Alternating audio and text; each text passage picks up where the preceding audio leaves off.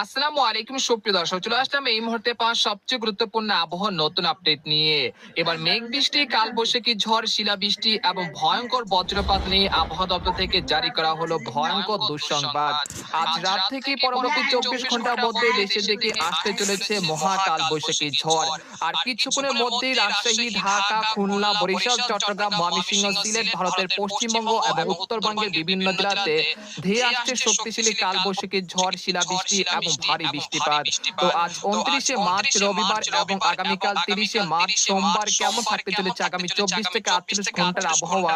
বাংলাদেশ থেকে শুরু করে ভারতের পশ্চিমবঙ্গ, আসাম, মেঘালয় এবং উত্তর থেকে ত্রিপুরা রাজ্যে আগামী 24 থেকে 48 ঘন্টার মধ্যে কোন কোন জেলাগুলোতে বৃষ্টি এবং বজ্রসহ কালবৈশাখী ঝড়ের সতর্কতা রয়েছে এবং এই মেঘ বৃষ্টিপাতের প্রবণতা কতদিন পর্যন্ত চলমান থাকতে পারে? তো এই বিষয়ে আরো বিস্তারিত জানতে হলে ভিডিওটি সম্পূর্ণ দেখতে থাকুন। আর আপনি কোন জেলা থেকে